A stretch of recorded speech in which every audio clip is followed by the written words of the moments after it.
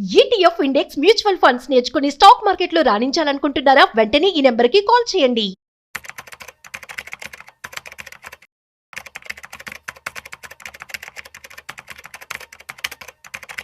నమస్తే, welcome back to Suman TV. Present మనతో పాటు ఉన్నారు స్టాక్ మార్కెట్ అనలిస్ట్ సుందరరామరెడ్డి గారు. నమస్తే సార్. నమస్తే అండి. సార్, ప్రెజెంట్ మార్కెట్లో చూస్తున్నటువంటి బ్లడ్ బాత్కి ఈ ఎఫ్ఐఐ నిరంతర అమ్మకాలు, భారీగా అమ్మకాలు జరగడమే కారణం అనుకోవచ్చు అంటారా? మీరంతా కొంతవరకు కరెక్ట్ అయి ఉండొచ్చేమో, కానీ అచ్చం వాళ్ళ సెల్లింగ్ అయితే కారణం కాకపోవచ్చు. ఎందుకంటే మనం 2015 నుంచి హిస్టరీ చూసుకున్నాం అనుకోండి, ఇప్పటివరకు almost 10 years, more than 10 years చూసుకుంటే, అసలు ఈ 10 ఇయర్స్లో వాళ్ళు కొన్నది 2 ఇయర్సే. మరి 10 ఇయర్స్ నుంచి మార్కెట్ ఏం పడతలేదు కదా. వాళ్ళు కొన్నది మొత్తం ఈ 10 ఇయర్స్లో వాళ్ళు కొన్నది ఓన్లీ 2 ఇయర్స్లోనే. మిగతా టైం అంతా డబ్బులు తెచ్చినే ఉండరు దీనికి. దాని మీనింగ్ ఏంటంటే వాళ్ళు నిఫ్టీ 5000 దగ్గర, 6000 దగ్గర హెవీగా ఇన్వెస్ట్ చేశారు అప్పట్లోనే. అప్పట్లో వాళ్ళు పెట్టిన 1 lakh ఇప్పుడు 5 lakh 10 lakh అయిపోయింది అనమాట. అందుకని ఇప్పుడు ప్రాఫిట్ బుక్ చేస్తున్నారు. మనం అలా అనుకోవాలి తప్ప వాళ్ళు అచ్చం అమ్ముతున్నారు కాబట్టి ఇది కొలాప్స్ అయింది అలా అనడానికి ఏం లేదు. అండ్ రెండోది, వాళ్ళు హైలో ఉన్నప్పుడు అమ్ముతున్నారు మార్నింగ్ టైంలో, ఈవినింగ్ ఏమో మన మ్యూచువల్ ఫండ్ వాళ్ళు కింద ఉన్నప్పుడు కొనుక్కుంటున్నారు.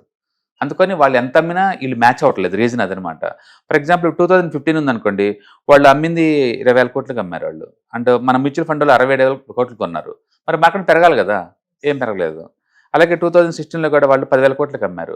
మన ఇండియన్ డిఐఎస్ అయితే 35,000 కోట్లు కొన్నారు.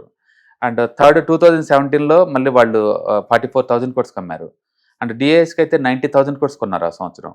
అలాగే 2018లో 73,000 కోట్స్కి అమ్మారు వాళ్ళు ఎఫ్ఐఎస్. అంటే మనోళ్ళు 1,00,000 కోట్లు కొన్నారు. అంటే ప్రతి స్టేజ్లో వాళ్ళు అమ్మినంత పోల్చుకుంటే మన డిఐఎస్ కొన్నది ఎక్కువే ఉంది. కానీ మార్కెట్ ఏం పడుతూనే ఉంది, లేస్తూనే ఉంది, పడుతూనే ఉంది, లేస్తుంది, జిగ్జాగ్గా లేస్తుంది. కాబట్టి లాస్ట్ 2-3 ఇయర్స్ నుంచి హెవీగా వాళ్ళు అమ్ముతున్న మాట నిజం. ఇంకా చెప్పాలంటే లాస్ట్ 10 ఇయర్స్లో అసలు వాళ్ళు కొన్నది 2 సంవత్సరాలు. మిగతా సంవత్సరాలు మొత్తం అమ్ముతూనే ఉన్నారు అదే పనిగా. పర్టికులర్గా లాస్ట్ ఇయర్ 3,00,000 కోట్లు, అంతకుముందు 3,00,000 కోట్లు. అండ్ ఇప్పుడు కొత్తగా ఈ సంవత్సరం ఇప్పటికే దగ్గర 20,000 కోట్ల దాకా అమ్మేశారు అనమాట. కాబట్టి హెవీ సెల్లింగ్ చేస్తున్నమాట నిజం, కానీ మన వాళ్ళు అంతకంటే ఎక్కువ కొంటున్నారు. ఎగ్జాంపుల్ చెప్పాలంటే 2025లో వాళ్ళు అమ్మింది 3,00,000 కోట్లు అండి. ఇండియాస్ డిఐఎస్ పెట్టింది 7.8 lakh crore. అంటే వాళ్ళతో పోల్చుకుంటే వీళ్ళు డబుల్ అమౌంట్ పెట్టారు.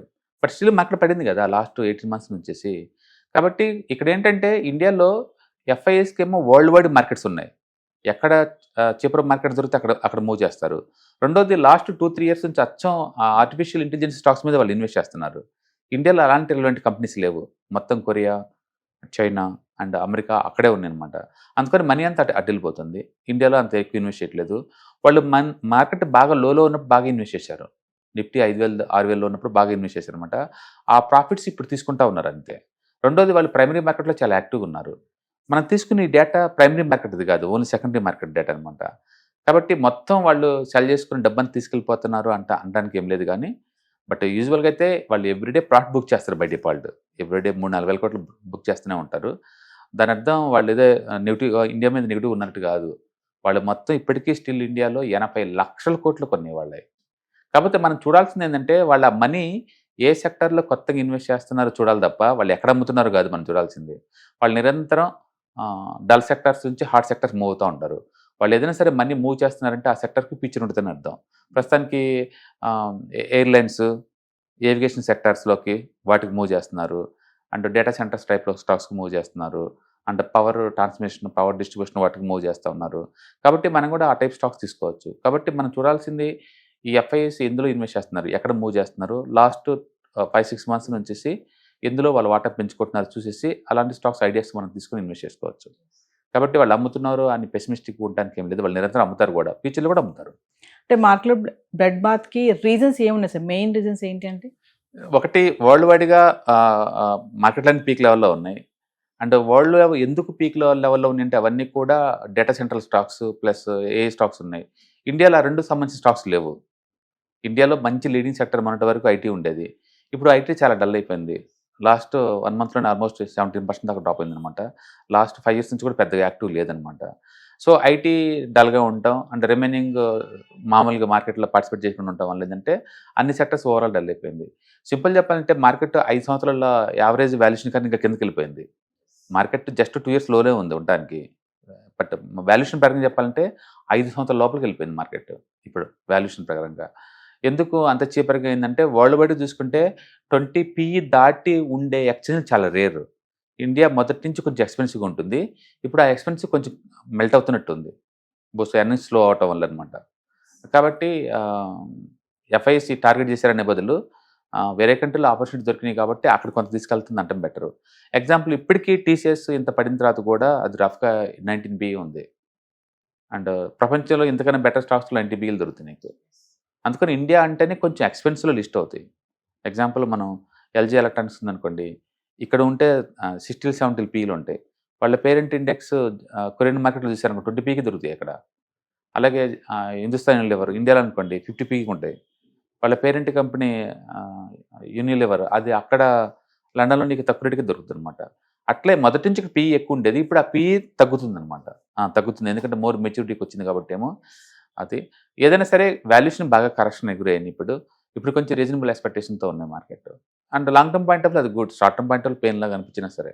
మీరు ఇందాక అన్నారు కదా సార్, ఐటీ డల్ అవ్వడం వల్ల అంటే ఐటీకి స్టాక్ మార్కెట్కి రిలేషన్ ఏంటి అంటే? నో, ఇండియాకి సంబంధించి ప్రతి ఒక్కళ్ళ లైఫ్ స్టైల్ని మాడిఫై చేసింది ఐటీ వచ్చిన తర్వాతనే.